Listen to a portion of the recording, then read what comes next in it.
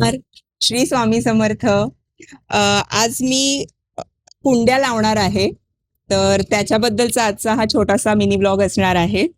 अ, 1 महिन्यापूर्वी बाजारातून अननस आणले होते आणि त्याचं जे वरचं आहे ते सहजच असं मी कुंडीत रोवलं आणि त्याने चांगला जीव धरला.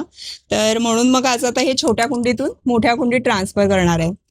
मला गार्डनिंग फार काही येत नाही, त्यामुळे मी आज एक्सपर्ट बोलवलेत. तर बाबा आज मला मदत करणार आहे आणि ही छोटी कोमलिका आलेली आहे, माझी भाची. ही सुद्धा मला गार्डनिंग मध्ये मदत करणार आहे. करणार ना? येस. तर बेसिक आधी काही तयारी आम्ही करून घेतली होती.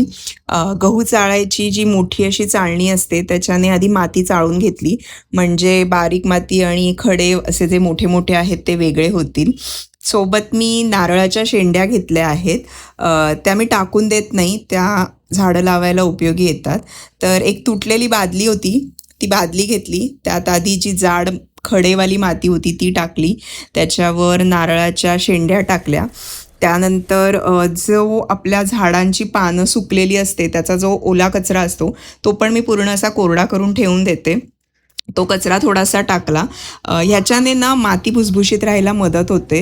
हे सगळं आधी थोडंसं ओलं करून घेतलं, त्याच्यावर फाईन जी माती चाळलेली आहे ती घातली आणि परत थोडंसं पाणी घालून छान असं सगळं मॉइस्ट करून घेतलं. खूप पाणी नाही घालायचं आहे, थोडंच घालायचं आहे. हे अननस जे छोट्या कुंडीत लावलं होतं ते सगळ्या बाजूंनी सोडवून घेतलं.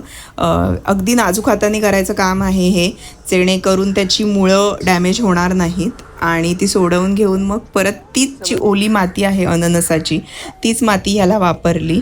सगळ्या बाजूनी माती व्यवस्थित कोट करून थोडीशी ठेवली आणि अशी ही कुंडी तयार झाली. सोबत ना मी 15 दिवसांपूर्वी मिरचीच्या बिया पण रुजायला घातल्या होत्या. त्या पण आता छान रोपं त्याची तयार झाली होती. तर ती लावण्याचं पण काम आम्ही आजच करून घेणार होतो.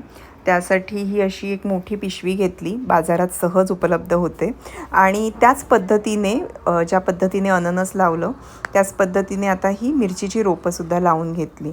सगळ्यात आधी जाड माती, त्याच्यावर नारळाच्या शेंड्या, त्यानंतर सुका जो पानांचा पाचोळा जो असतो तो, आणि फाईन माती, सगळं थोडंसं ओलं करायचं, मॉइस्ट करायचं आणि त्यानंतर त्याच्यामध्ये ही जी रोपं तयार झालेली आहेत ती रोपं लावून घ्यायची.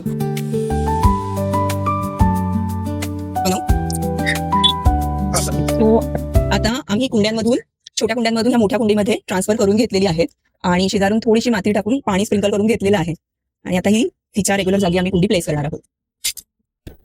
सो आता आम्ही आज अननस आणि मिरची अशी दोन्ही झाडं लावून घेतलेली आहेत.